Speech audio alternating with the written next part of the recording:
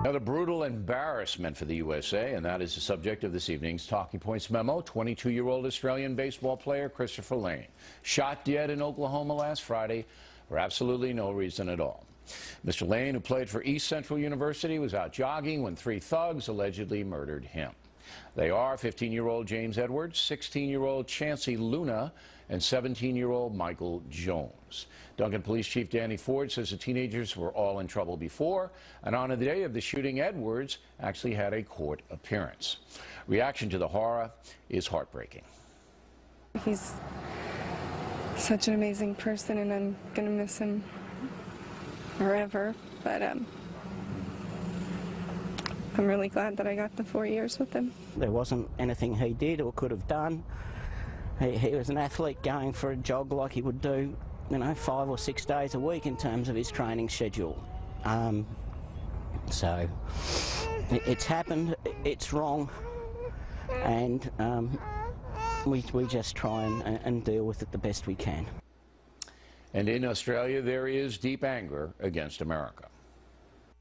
People thinking of going to the USA on business or tourist trips should think carefully about it, given the statistical fact you are 15 times more likely to be shot dead in the USA than in Australia per capita per million people. And to those friends of ours in Australia, we would say to you, this is not Duncan, Oklahoma. I'm going to do everything that I can to ensure that we see these three thugs pay for what they did to Christopher Lane. Now, based upon known evidence, James Edwards could be the instigator. Information about Edwards on social media indicates he may be affiliated with the Crips gang, that he wanted to be a rapper, and that he had appeared on a website posing with a rifle. The father of the teen reacted this way. I feel that he doesn't really matter. He doesn't really understand it at all. He really doesn't understand how serious it is.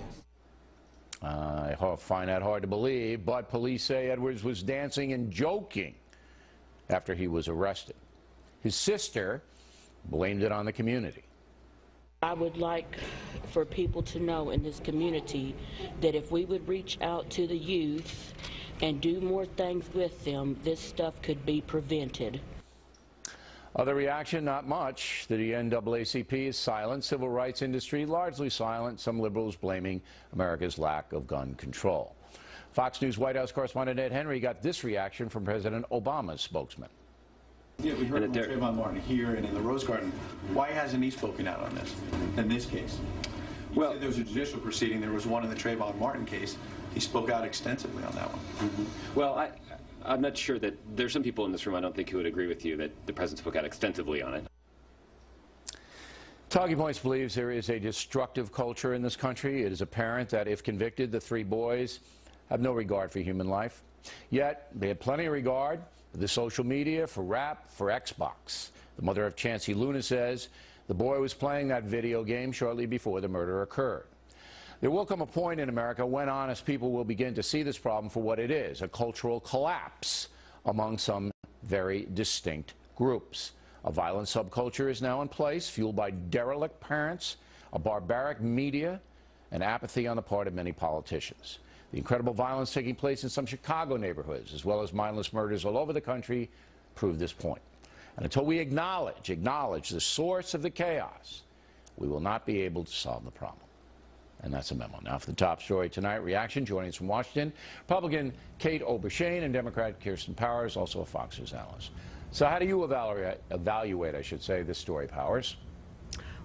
It's obviously a terrible tragedy. I don't quite understand the expectation that the president would be speaking about it or any other groups, because unlike the Trayvon Martin case, the attackers were immediately arrested, which is quite different from the Trayvon Martin case, where there was a dead unarmed teenager and nobody had been arrested. And I think there was a lot of concern there. Well, let me answer your question then.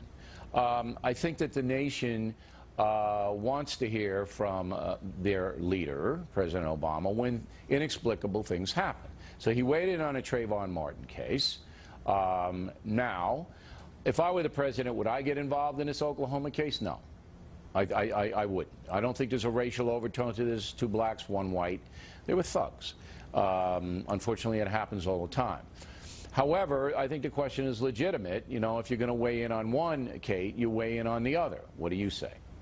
I think the president and Jesse Jackson and Al Sharpton and some others jumped at the chance to weigh in when a horror would further their political goals. And that's a horrible thing. It's a horrible reality. But the fact that today Jesse Jackson finally said that this kind of violence should be frowned upon. That was his outrage. But, Bill, when it served the president's agenda to sort of stir up racial animosity, he compares Trayvon Martin to what his son would look like. Well, are you saying that you believe President Obama wanted to stir up racial animosity? Is that what you're saying?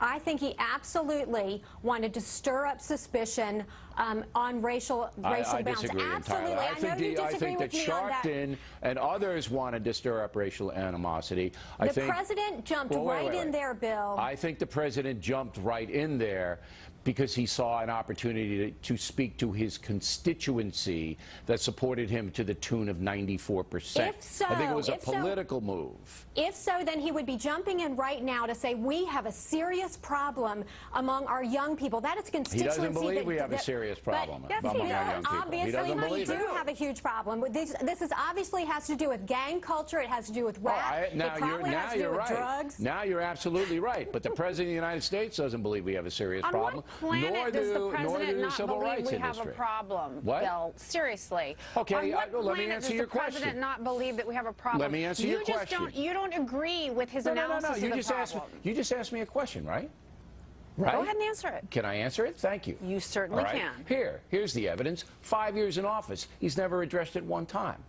The culture, the coarse culture, the derelict parenting. He's never made it a centerpiece. We've had healthy gardens. We've had let's do some exercise. We've had a whole bunch of other outreach programs. Nothing about this. No, the difference is that Barack Obama has a different analysis of the situation that I happen to share that you dismiss, which is that our gun culture is what is behind this. Okay, so the gun just walked up to the Australian and shot him. That guy would be alive. The gun just walked right up and bang. No, just the gun if they didn't have a gun, he'd be alive. They're going to have guns, Kirsten. You know, there are Wait, Kate, hold it. This is how ridiculous, Powers, you sound. There are more than 100 million guns on the street of America, all right? Because it's a historical situation. Accept it. There's 100 million. A historical situation? What does that mean? That means that when the country was settled, everybody had a gun. Oh, everyone had to have a machine gun? And because of the Second Amendment, you can't take them away. No, but I said gun culture. You deal with that. Gun culture. It's a different thing than owning a gun. It's making it sexy. It's making it seem appealing. If these so kids ridiculous. Didn't have a gun, 95% of gun owners are law-abiding good people. It's the coursing of the culture. It's unbelievable you feel this way. 95% of people who own guns are law-abiding good people. That doesn't mean we don't have a culture that makes guns seem sexy. It's the corruption of certain groups in this country that's leading to this murder. It's the corruption of certain groups. What do you mean certain groups? There are plenty of white people who use guns to go in and kill people, like children in elementary schools, in fact, now that I think of it. All right, that's insane. What is this now? Suddenly it's just black people have a problem? Let me give Kate the last word. Go. It's not about gun culture. This is about a culture of violence that is promoted among our young people. It is imperative that we actually have this discussion. This issue will be swept under the rug by people who just want to talk about guns and they just want to talk about white and black violence. Guns, Kate. This is something that needs. What are they doing the violence with? Let's talk about rap lyrics that promote and glorify killing in any way. Let's talk about drugs, rampant use of drugs among our kids. Let's talk about high school violence that nobody's doing anything about. I got to stop it.